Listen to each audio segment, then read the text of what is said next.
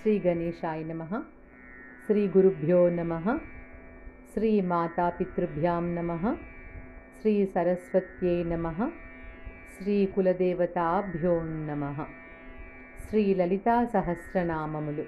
ఓం ఐం హ్రీం శ్రీం వదనస్మరమాంగళ్య గృహతోరణచిల్లికాయై నమః. వదన స్మర మాంగళ్య గృహతోరణ చిల్లిక అంటే ఆమె యొక్క కనుబొమ్మలు ఎట్లా ఉన్నాయంట. మదనుడు అంటే కామరాజు అంటే మనం మదని యొక్క మందిరానికి ఉన్నటువంటి తోరణాల అన్నట్లుగా ఉన్నాయంట.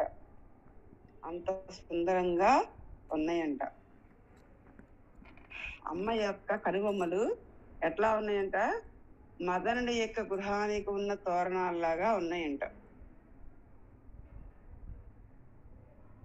ఎందుకు అట్లా చెప్తున్నారు అంటే, ఇక్కడ మన్మధుడి యొక్క ఇల్లు మంగళప్రదమైందని, సకల శుభాలు ఇస్తుందని పురాణాలు చెప్తూ ఉన్నాయి.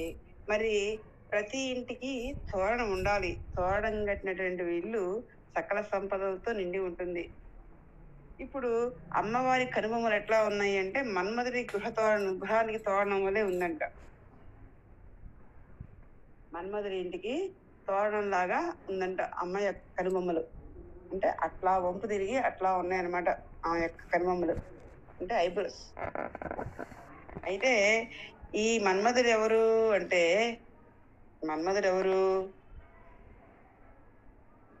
అదిగో శివుని యొక్క తపస్సు భంగం చేయటం కారణంగా శివుడు తన 3వ కన్ను తెరిస్తే భస్మం అయిపోయాడు కదా మన్మధుడు. ఆ భస్మం నుంచి పుట్టినటువంటి వాడు బండాసురుడు, రాక్షసుడు. వాడిని చంపటానికే అమ్మవారు లలిత రూపాన్ని ధరించి ప్రత్యక్షమైంది.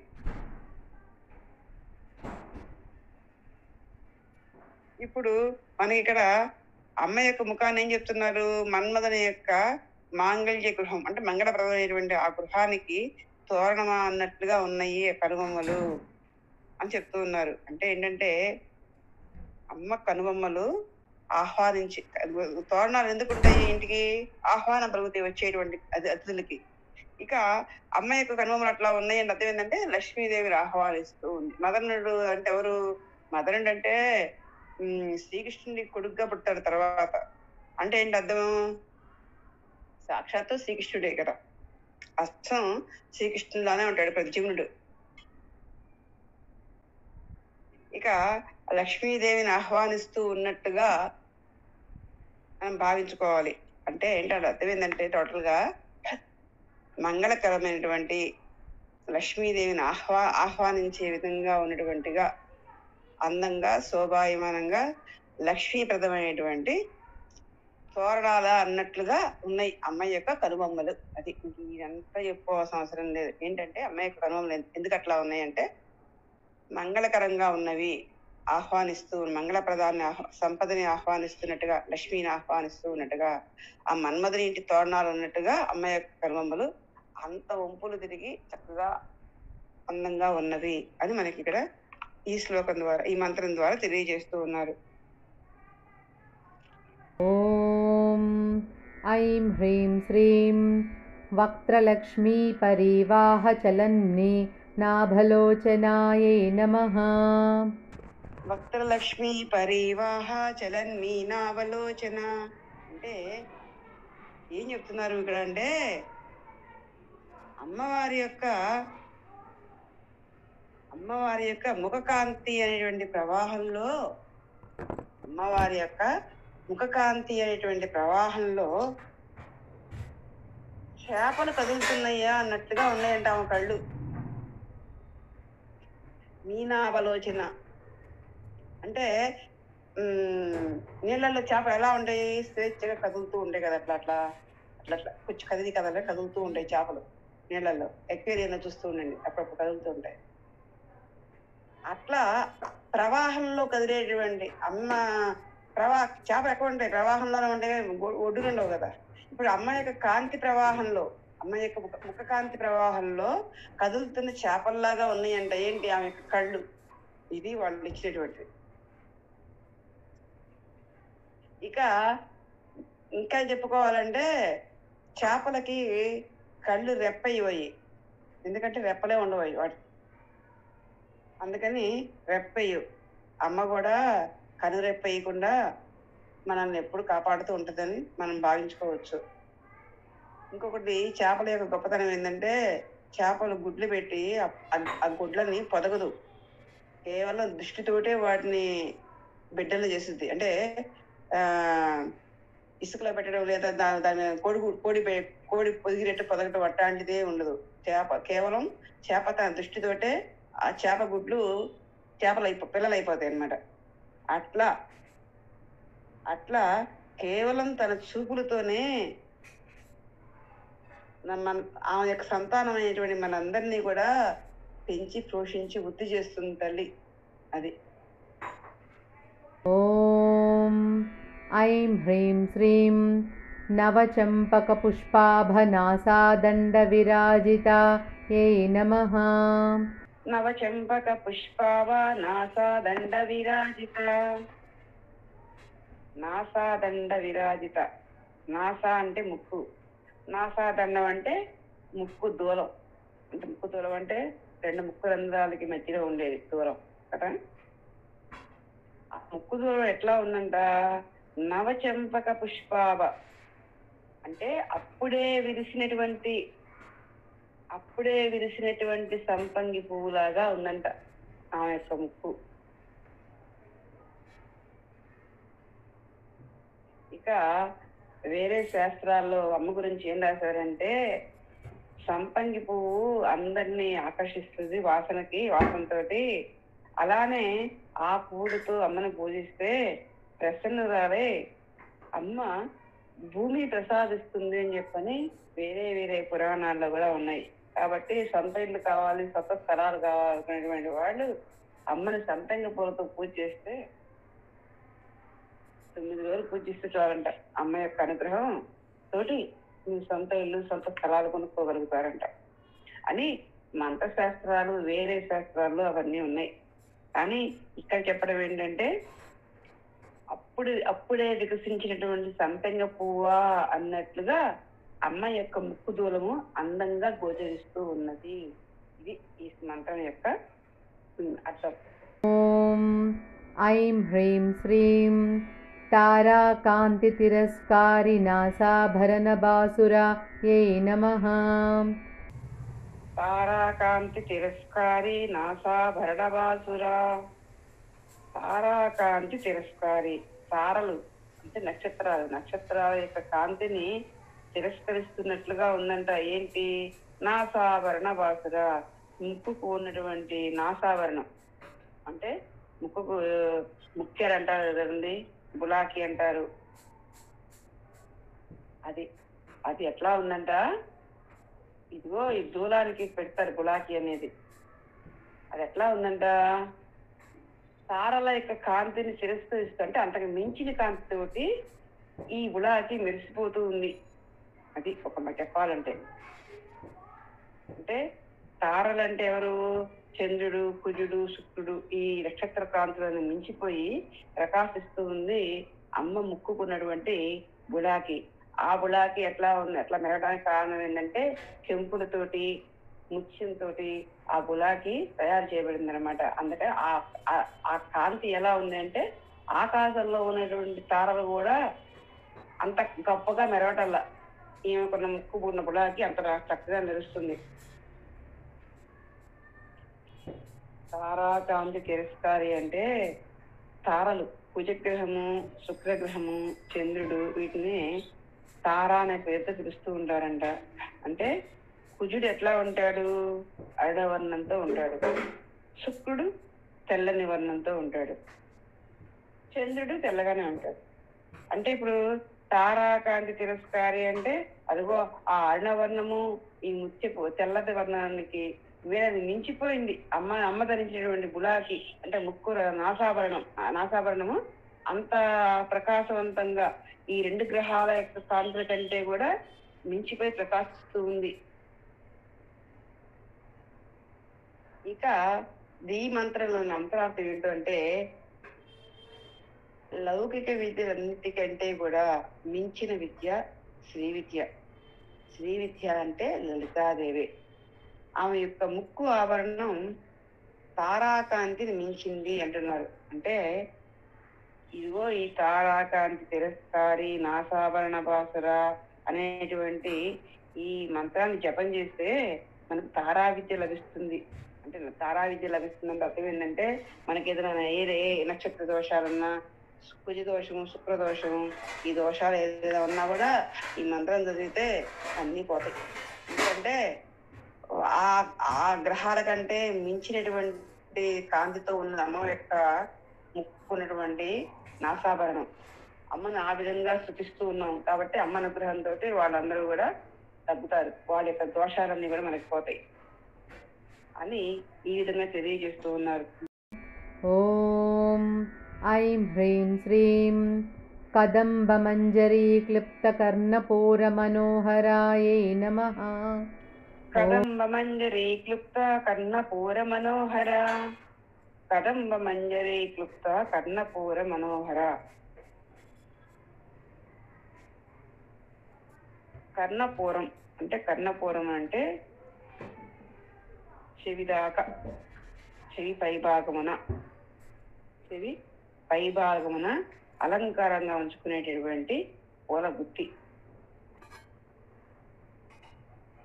కడివి పూల గుత్తి చేత కదంబ మంజరి క్లుప్త కర్ణపూర మనోహర అంటే అర్థం ఏంటంటే ఇదిగో ఈ కదంబ మంజరి క్లుప్త కదంబ పూలతో తయారు చేయబడినటువంటి కర్ణపూరాలతోటి కడు రమణీయంగా ఉంది అమ్మ.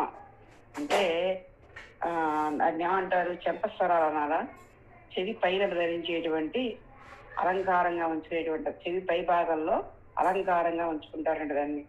అది కదంబ పుష్పాలతో కడు రమ్యంగా తయారు చేశారంట దాన్ని. కదంబ పుష్పాలు కూడా ఎర్రగానే ఉంటాయి అనుకుంటా. కదంబం అంటే కడిమి చెట్టు, కడిమి పువ్వు అన్న కదంబం అన్న ఒకటే. ఈ కదంబ పుష్పాలు, ఈ చెట్టు అంటే అమ్మవారికి శ్రీకృష్ణుడికి కూడా ఇష్టమేనంట. ఇక లలితా సహస్రనామ పారాయణం ఎక్కడైతే బాగా జరుగుతూ ఉంటుందో అక్కడ ఈ కదంబ వృక్షాలు ఉంటాయంట. ఈ చెట్టు పూలు తన చెవి పై భాగంలో ధరిస్తుందంట అమ్మవారు. చెవి పై భాగంలో ధరిస్తుందంట. అంటే నాకు తెలిసి పాత సినిమాల్లో వాణిశ్రీగా ధరిస్తారు, ఒక పక్కకి చెవి పైకి వచ్చేటట్టుగా పువ్వు ధరిస్తారు, అక్కడ ధరించింది అనుకోవాలి. లేదంటే అక్కడికి వచ్చే విధంగా కుప్పులు పెట్టింది అనుకోవాలి. లేకపోతే అమ్మవారి యొక్క సౌందర్యము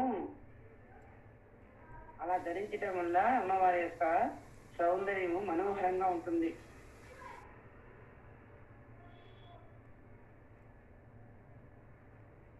ఇంకా కదంబ వృక్షం గురించి మనం చెప్పుకోవాలంటే కదంబ వృక్షము యోగశక్తి కలిగినటువంటి చెట్టు. యోగికి అంటే యోగ సాధన చేసేటువంటి వాడు యోగి. ఆ యోగికి పొగడ్తలు విషంతో సమానం. పొగడ్తలు అమృతం. అంటే ఎవరైనా తిరుగుతున్నారనుకో అది అమృతంతో సమానం. మరి పొగడ్తలు కానీ తెగడ్తలు కానీ రెండు కూడా మనం చెవులతోనే వింటాం కదా. ఆ చెవులు ఎన్నింటినీ సమానంగా సేకరించి ఆత్మకు అందిస్తే పర్వాలేదు, కానీ అలా జరగదు. లోపల ఆత్మ ఉంది కదా, ఈ చెవి అయినటువంటి ఇంద్రియం ద్వారా ఆ తెగడ్తలు పొగడ్తలు తీసుకెళ్ళి ఆత్మకి అందివ్వాలి.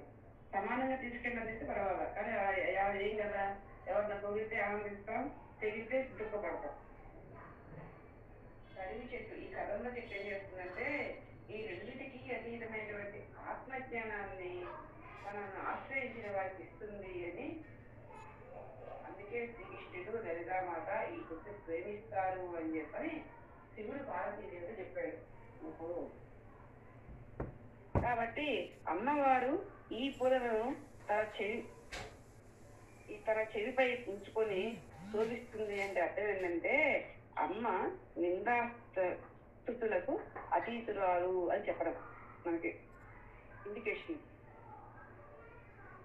కాబట్టి కదంబ వృక్షం గొప్పతనం ఏంటి అంటే యోగ శక్తిని పెంచుతుంది, నిందాస్తుని సమంగా తీసుకోండి అయ్యా అని మనకి తెలియజేస్తుంది.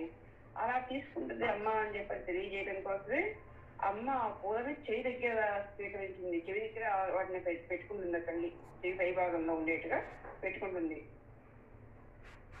కాబట్టి ఈ కదంబ వృక్షం శ్రీకృష్ణుడికి అమ్మవారికి ఇద్దరికి ఇష్టం అంట. ఎందుకంటే ఇద్దరు పరమాత్మ స్వరూపులే కాబట్టి. పరమాత్మ.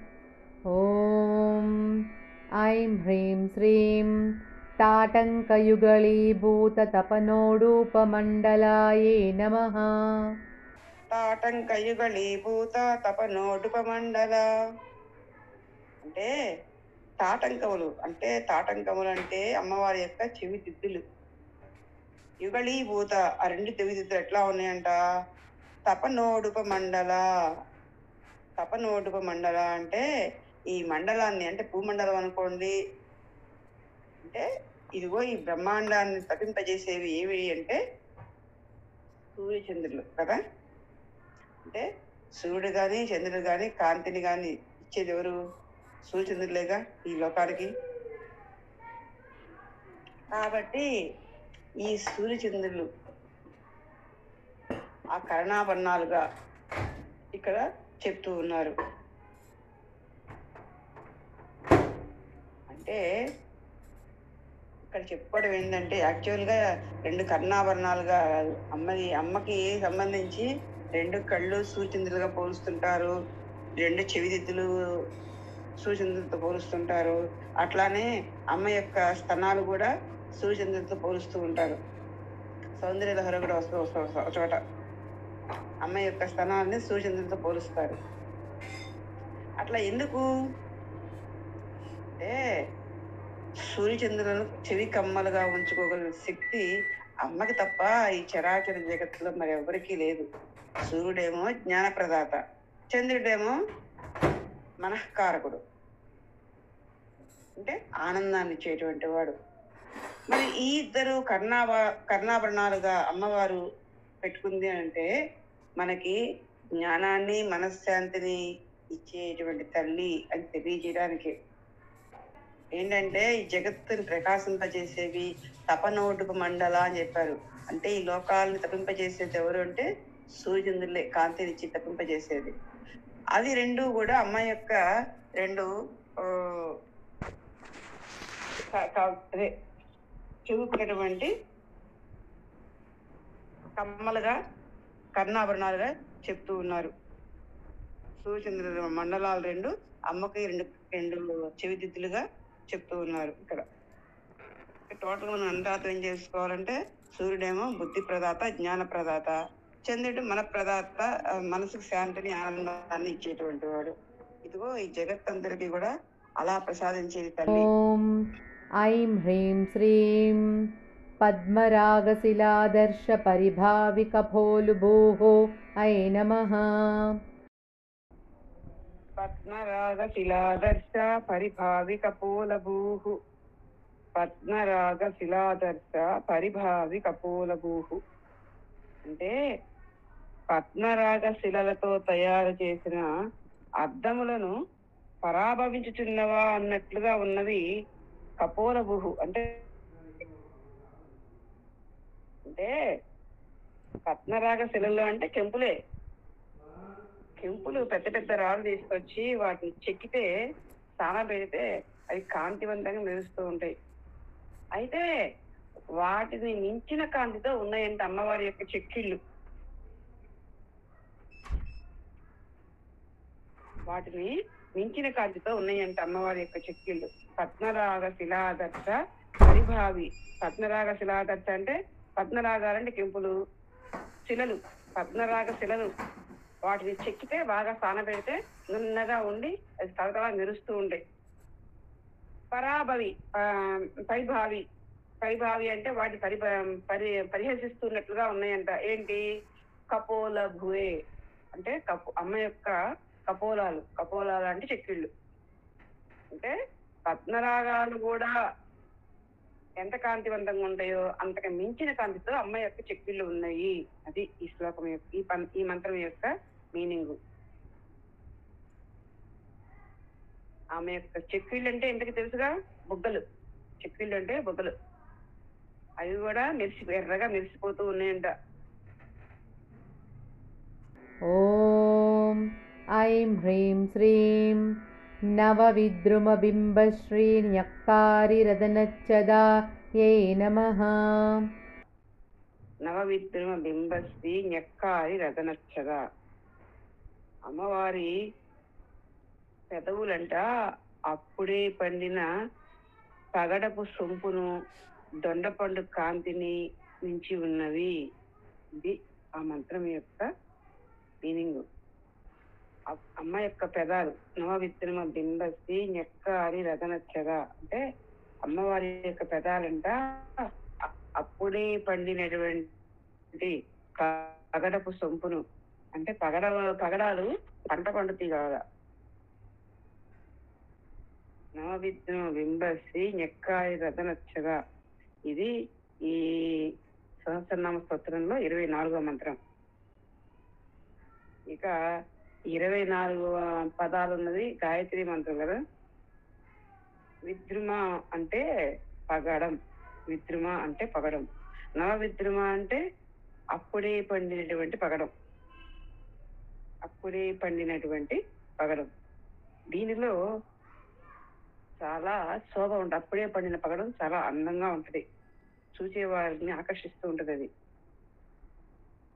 బింబం అంటే దొండపండు, నవబింబము అంటే అప్పుడే పండిన దొండపండు. ఇది కూడా చాలా ఎర్రగా ఉంటది దొండపండు కూడా.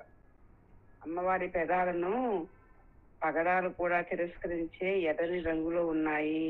దొండపండు ఎర్రదనాన్ని కూడా కించపరిచేలాగా ఎర్రగా ఉన్నాయి అంటూ మనకి అమ్మవారి పెదాలను దొండపండుతోటి పగడంతోటి పోలుస్తూ ఉన్నారు.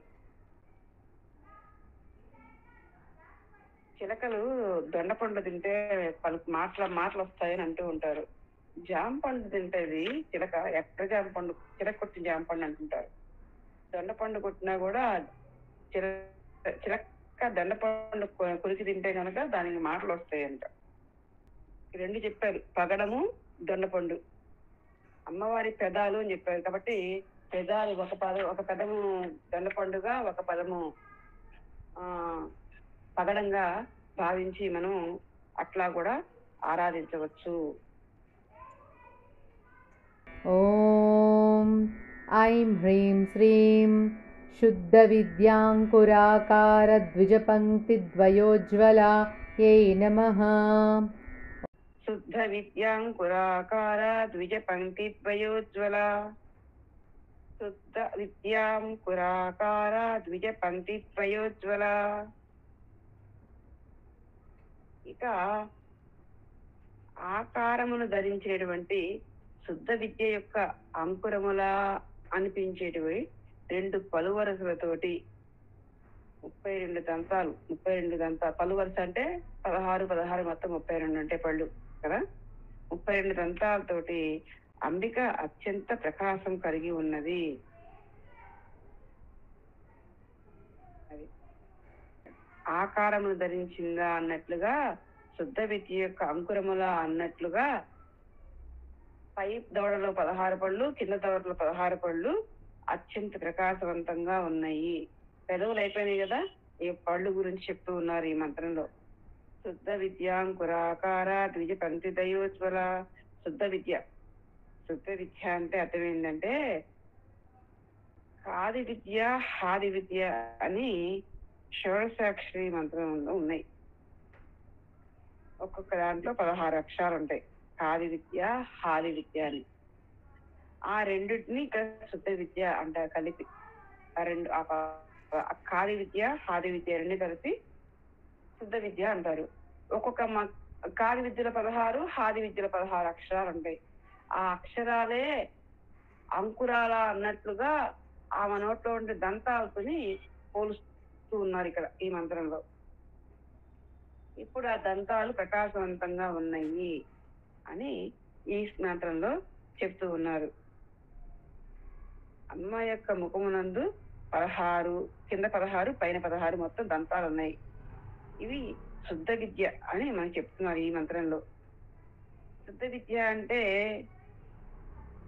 నేను, నాది, ఇతరులది అనేటువంటి భేదభావం లేని విద్య. ఇక జీవుణ్ణి దేవుడిగా మార్చేదే శుద్ధ విద్య. మరి శుద్ధ విద్య మొలకలా అన్నట్లుగా ఉన్నాయంట ఆమె యొక్క దంతాలు.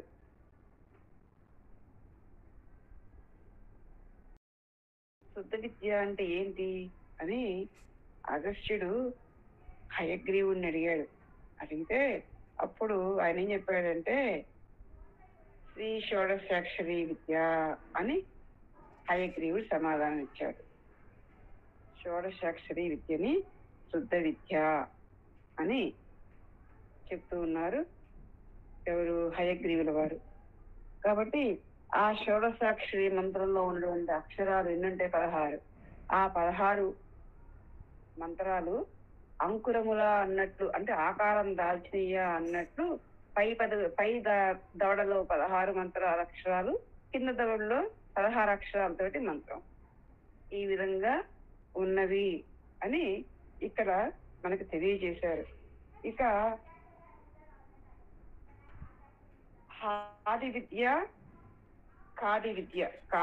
కానీ ఇప్పటి వరకు మనకేం చెప్పుకున్నామంటే శుద్ధ విద్య అంటే షోడశాక్షరి విద్య, శుద్ధమైనటువంటి విద్య, జీవుని దేవుడిగా మార్చే విద్య, అదే శుద్ధ విద్య. ఆ విద్య అంకురము దాల్చిందా అన్నట్లుగా తల్లి రొట్లో దంతాలతోటి పోల్చారు. ఓం ఐం హ్రీం శ్రీం కర్పూరవీటికామోద సమాకర్షద్దిగంతరాయై నమః. కర్పూరవీటికామోద సమాకర్షద్దిగంతరా, కర్పూరవీటికామోద సమాకర్షద్దిగంతరా అంటే అమ్మ వేసుకున్న కర్పూర తాంబూలం. పళ్ళు అయిపోయింది, ఈ తాంబూలం గురించి చెప్తూ ఉన్నారు. అమ్మ వేసుకున్నటువంటి కర్పూర తాంబూలము, ఆ పరిమళము దిగంతరాలకు అంతటినీ కూడా వ్యాపించి మహా ఆకర్షణీయంగా ఉందంట. అది అంటే అమ్మ వేసుకున్నటువంటి కర్పూరపు తాంబూలం, ఆ తాంబూలపు వాసనకి ఆ వాసన నలుదిశలా వ్యాపించి మహా ఆకర్షవంతంగా ఉంది అని చెప్తూ ఉన్నారు. అమ్మ వేసుకునేటువంటి కర్పూర తాంబూలం,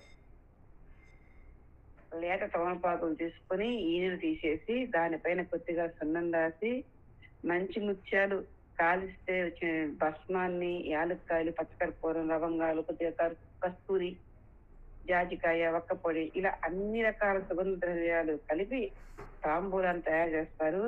దాన్నే కర్పూర వీటిక అంటారు. ఆమోదం అంటే సువాసన. అమ్మవారు వేసుకునే కర్పూర తాంబూలం నుంచి వచ్చేటువంటి ఆ సువాసన దిక్కులంతటికి వ్యాపించింది, దిక్కు చివరి వరకు వ్యాపించిందంట. ఆ వాసనకి ఆకర్షించబడి దిగ్దంతాల్లో ఉన్నటువంటి సమస్త ప్రాణులు కూడా అమ్మవారి దగ్గరికి తరలి వస్తూ ఉంటాయంట. మూకాంబిక తల్లి ఆ నవిలి వేసినటువంటి కిల్లిని ఒకసారి ఒక మూగవాడి నోట్లో పెట్టుద్ది. ఆ మూగవాడికి మాటలు వస్తాయి. మాటలు వచ్చి 500 శ్లోకాలతోటి మూక పంచసత్యం అని చెప్పని అమ్మాయి వారి యొక్క సౌందర్యాన్ని వర్ణిస్తూ అమ్మవారి మీద అతను రాస్తాడు మూక పంచసత్యాన్ని. అది చాలా ప్రసిద్ధి పొందినటువంటి అది గ్రంథం, అది శ్లోకాలు అవి చాలా మంది చదువుతూ ఉంటారు దాన్ని. మరి చూడండి అమ్మవారి యొక్క మూకాంబిక, కొల్లూరు మూకాంబిక తల్లి. ఓం ఐం హ్రీం శ్రీం నిజ సల్లాపమాధుర్య వినిర్భర్సిత కచ్చపీయై నమః. నిజ సల్లాప మాధుర్య వినిర్భర్పిత కచ్చపి. నిజ సల్లాప మాధుర్య వినిర్భర్సిత కచ్చపి. భర్సిత అంటే అమ్మ యొక్క పలుకుల మాధుర్యము సరస్వతీదేవి యొక్క వీణావాదన మాధుర్యమును అతిక్రమించి ఉన్నది. అమ్మ యొక్క పలుకులు ఎంత మధురంగా ఉన్నాయంటే, సరస్వతీదేవి యొక్క చేతిలో వీణ ఉంటది, కచ్చిపి అనేటువంటి వీణ. ఆ వీణ పేరు కచ్చిపి. ఆ వీణ మోగిస్తే ఎంత మధురంగా ఉంటుందో అంతకు మించిన మధురంతో ఉందంట అమ్మ యొక్క ఆ వాక్కు యొక్క శబ్దం. అంటే మాట మాట ఎట్లా ఉంది, అంత మధురంగా ఉంది. వీణ వీణ సౌండ్ కంటే కూడా, అంటే వీణ మోగిస్తే ఎంత మధురంగా ఉంటుందో దాన్ని మించిన మధురంగా ఉందంట ఆ తల్లి యొక్క పలుకు, మాట. అంత మాధుర్యంగా ఉందంట తల్లి యొక్క మాట. ఓం ఐం హ్రీం శ్రీం మందస్మితప్రభాపూరమజ్జత్కామేశమానసాయై నమః. మందస్మితప్రభాపూరమజ్జత్కామేశమానస. మందస్మితప్రభాపూరమజ్జత్కామేశమానస. మందస్మితప్రభాపూరమజ్జత్కామేశమానస. అమ్మ యొక్క స్మిత అంటే చిరునవ్వు, మందస్మిత అంటే చిరునవ్వు. ఆ చిరునవ్వు యొక్క ప్రభాపూర అంటే చిరునవ్వు యొక్క కాంతిలో మజ్జత్ కామేశ మానస. ఆ కాంతి ప్రవాహంలో అంట కామేశ్వరుడు అంటే ఎవరు? కామేశ్వరుడు అంటే ఆ పరమేశ్వరుడు, శివుడు. కామేశ్వరుడు అంటే అమ్మవారి యొక్క పతి, కామేశ్వరుడు. ఆ కామేశ్వరుని యొక్క మనసు ఓరలాడుచున్నదా అన్నట్లుగా ఉందండి. ఓం ఐం హ్రీం శ్రీం అనాకలిత సాదృశ్య చుబుక శ్రీ విరాజితాయై నమః. అనాకలిత సాదృశ్య చుబుక శ్రీ విరాజిత. చుబుకం అంటే గడ్డం. చిబుకము అన్న చుబుకము అన్న గడ్డం. అమ్మవారి గడ్డం చాలా అందంగా ఉంది. అనాకలిత సాదృశ్య అంటే ఆ గడ్డం యొక్క అందాన్ని పోల్చడానికి ఏ వస్తువు దొరకల. ఇందాక దాకా పగడాలతోటి, లేదా దొండ పండుతోటి, లేదా సంపెంగ పూలతోటి పోల్చారు అమ్మవారి యొక్క కాంతిని గాని, ముక్కును గాని, లేదా ముక్కుకున్నటువంటి పులాకిని గాని పోల్చారు కదా. కానీ ఇక్కడ చెప్తూ ఉన్నారు, అమ్మవారి యొక్క గడ్డాన్ని పోల్చడానికి ఏ వస్తువు దొరకల వసించని దేవతలకి. అంత అందంగా, అద్భుత సౌందర్యంగా ఉందంటే అమ్మవారి యొక్క ఘట్టం.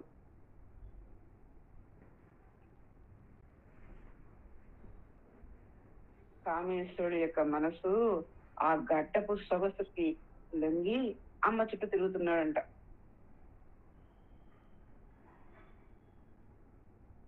ఓం ఐం హ్రీం శ్రీం కామేశబద్ధమాంగళ్య సూత్రశోభిత కందరాయై నమః. బద్ధమాంగళ్య సూత్రశోభిత కందర. కామేశబద్ధ మాంగళ్య సూత్ర శోభిత కందర. సూత్రం అయిపోయిన తర్వాత ఇక మాంగళ్యం దగ్గరికి వచ్చేసాడు. కామేశ్వరుడు కట్టేటువంటి మంగళసూత్రంతో అంబిక కంఠం అత్యంత శోభాయమానంగా ఉందంట. కామేశ్వరుడు కట్టేటువంటి మంగళసూత్రంతో అంబిక యొక్క కంఠము అత్యంత శోభాయమానంగా ఉన్నది. స్త్రీకి మరి ఎన్ని ఆభరణాలు ఉన్నా కూడా ఒక్క మంగళసూత్రంతో ఎంతో అందం వస్తుంది. కామేశ్వరుడు అమ్మవారి యొక్క భర్త. ఆయనే ఆ మెడలో మంగళసూత్రాన్ని కట్టాడు. ఆ సూత్రం అమ్మవారి మెడలో శోభిస్తూ ఉంది. ఆ మంగళసూత్ర ప్రభావంతో కదూ ఆయన చిరంజీవిగా లోకపాలకుడుగా ఉన్నాడు. అందుకే కదా గరళాన్ని మింగేటప్పుడు కూడా ఆ తల్లి తాగం ఏం పర్వాలేదు తాగమని చెప్పంట చూడండి.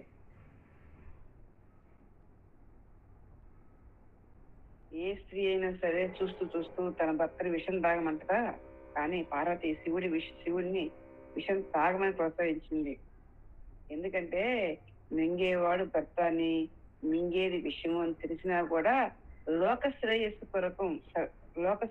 కోసం సర్వమంగళ ఆ పార్వతీదేవి శివుడిని విషం తాగమంది. మంగళసూత్రాన్ని ఎంతగా నమ్మిందో ఆ తల్లి. కాబట్టి అమ్మ యొక్క మంగళసూత్ర బలమే శివుడికి రక్ష అని భావించింది ఆ తల్లి. అందుకనే ఇక్కడ మనకి మంగళసూత్రం విషయం చెప్పుకున్నాము. ఇక్కడ ఏం చెప్తున్నారంటే, అదిగో కామేశ్వరుడు కట్టేటువంటి ఆ మంగళసూత్రము ఎంతో శోభాయమానంగా ఆమె కంఠసీమలో ఉన్నది అని మనకి ఇక్కడ చెప్పారు.